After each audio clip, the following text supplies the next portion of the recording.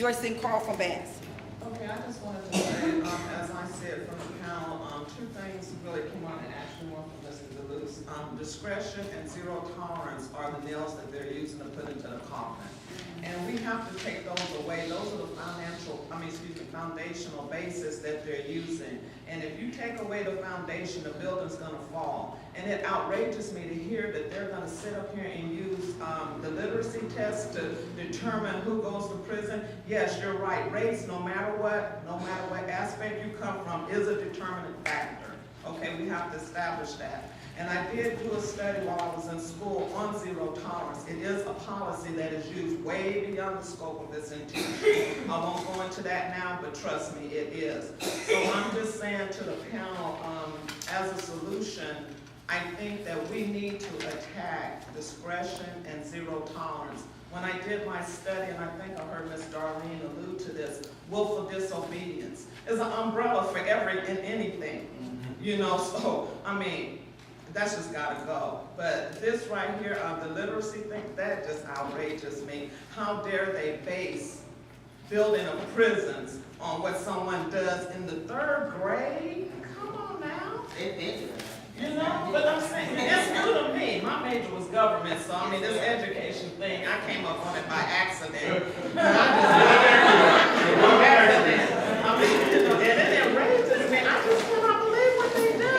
I'm from the old South. When Dr. Coben talked about that, that was me was talking about. They told me I couldn't be anything but something to help somebody else. You know, I wasn't supposed to do anything, and certainly not do what I've done in life, but you know, that aside, I just say to the panel, and I do want to offer, I love research. So if you need me to research anything, my back is really bad and I've got to go pretty soon, but let me know. They can contact me. I will help with any research you need. But just to the panel, what do you do with this outrage? Okay. Zero tolerance and discretion. Okay.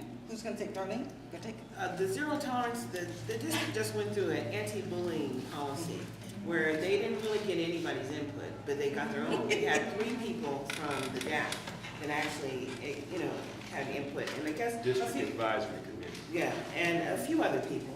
But then they presented it to the board because they're going for zero tolerance, and they want to include in there bullying, cyberbullying. So if you know, Sacramento has a vibrant cyber program. I think we're California, so we're top of the nation. We know what everybody's doing at every time, anytime, and probably even now got recorders on. But the real deal is that zero tolerance, they want to be able to get these kids for hate crime on the internet. So if the way our kids use language, let's get real. Biatch, let's get real. If they're going to be incarcerated. And so we need to understand how this is going to affect our community, because it's just moving more of our kids into the criminal justice system. And as everyone has said, we do have to look at site by site, the failure rate, what's causing the failure at that school. If the kids are spending more time out of class than in class, then we need to know why they're spending that time out. You cannot expect people who do not value who you are to ensure that you're getting the service that they are hired for. They like their retirement, they like their vacation, they like their paycheck, but they don't want to serve all kids. The deal is that we have to have some accountability here. They are hired to do a public job, and we need to ensure that they're doing it. If they're not doing it, then we need to ask the superintendent to hire people who will do it.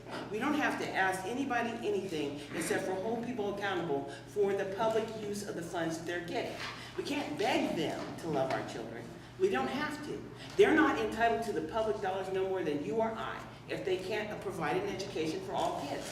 So it's about accountability. And we do have to look, as David said, individually at the principals, hold them accountable for the student achievement of all schools. If they're pervasive in their failure for targeted subgroups or moving kids out of their program, we need to look at that too. And if they can't do the job, let that be one of the reasons why the superintendent needs to remove the principal, i.e. or staff. That's the bottom line. These are federal and state dollars. They need to be accountable to the issues. Okay, thank you. Any other panel member would like to address that before we go to someone has their hand up around that question? Question over here. Okay, hold on. Okay. hold on, can we, ma'am, I don't know your name. Okay. Is your question or comment in? It's relating to that. Okay, yes. thank you. My What's your name? My name is Regina Brown Wilson. Thank you. And I will be with the State Board of Education. I'm not here in that capacity, but I'll be with the State Board for another 2 weeks, and then I'll be free to be a mom. But one of the things, Darlene, that you're talking about, and I think this kind of talks to what David is saying, we have to look at the regulations and the policies. I think you have to know them, because if you don't know the rules, then you can't play the game. That's right. And being at the state board has given me a huge eye-opening experience of being able to look at the regulation process, the policy process. So as you're talking about what needs to happen or what needs to come from this group, I think that it definitely would behoove you to get the policies from the County Office of Education on how they deal with whatever, as it relates to African-American students or just in general, what their policies are, and to dissect that and look at if there's some that are unfair, bring it to their attention, because they can always put anything on their agenda, and then you can actually make change happen. You know, you do the same thing from looking at the school districts in the area and picking out the school districts that have high numbers of African-American students, and that way you attack and penetrate the places in the areas where you're trying to, you know, touch these African-American students versus trying to look at this as this big, you know, huge, massive overtaking. There's no way to do it, but you can definitely chunk it off by looking at the county office and then looking into those local district areas. Thank you very much. And Tony, was your question related to this discussion? Yeah, Okay, go ahead. speak on this. I think that what I've learned from being unemployed and being a person that has had to accept assistance, that you really have to deal with the fact that anytime somebody's on public assistance and their child is not in school, they lose their aid. I don't think people really get it. I don't think you really get the pressure of all the different agencies coming upon one person who has 3 or 4 children, who could be doing anything at any time and has no control. People documenting it. You have to document every 3 months. You can't imagine what that's like. And at first I just thought, well, why would God have me unemployed for 2 years? I have not any sense of what parents have to go through. And our insensitivity to the fact that they have to comply or lose all monies at any time. And I want to say this because we live in a world with 2 different things going on, 2 different standards. And because you look one way, people perceive something else. And I know how to advocate for myself. When the welfare said you have to go to Job Club, I said, I need to have a class to pass the CBETs.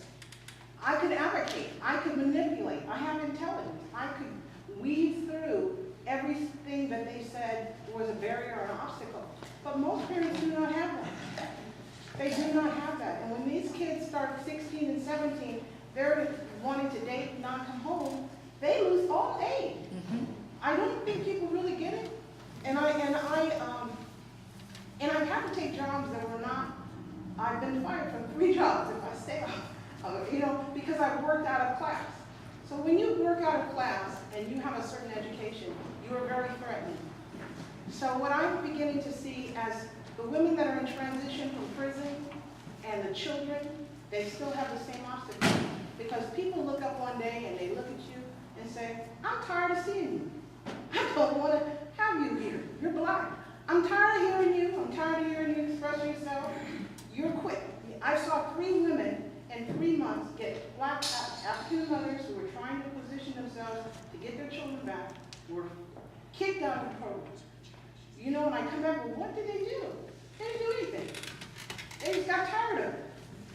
So then there's little Anthony at a school that I was working with just now. He's in a class, a Hmong teacher. She does not like him. He's probably the brightest of all the students. Every day he doesn't get why he has to be set out in the classroom. But it's still the same intolerance. People can decide they don't want to see you. That's right. I don't think anybody fears that. If you have a state job, you have a city job, you have a county job, at least you have some advocacy for you. But we're in a situation where our children could just be showing up and people get tired.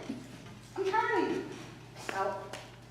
And I just, you know, when we're thinking about this, you have 32 hours mandated to volunteer every week in Omaha. You're doing it somewhere, someplace. 32 hours, plus job search, plus, you know, and people will say, well, why aren't the parents at school? They're mandated to do this stuff. I have been mandated to do it. So I'm not just talking about something that somebody's told me. I know that in order to get my aid, I have to do that. So I want to put you in a place of survival when you're thinking about the parents, and think about 10 different agencies all in your business, documented every day, every 3 months. Let's talk about the real deal so we start really having more empathy for families. Okay. Thank you, Tony. Okay, hold on, Carl. Henry, was your comment relation, okay, was your comment I related? think it's different. Okay. Now you, Carl. I'm sorry. I'm trying to be as fair as possible. Please bear with me. I really I love being here, the energy and the intelligence in the room, panel, everybody here who has a wealth of experience and knowledge about the system.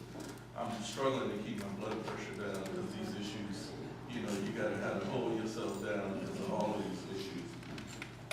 I do think that education is the new civil rights of our day. And, you know, in deference to all of the knowledge that's in the room about the specifics within the bureaucracy of education, there's only two types of power in the United States. And I mean, we really got to just acknowledge the circumstance we're in. People only respect power.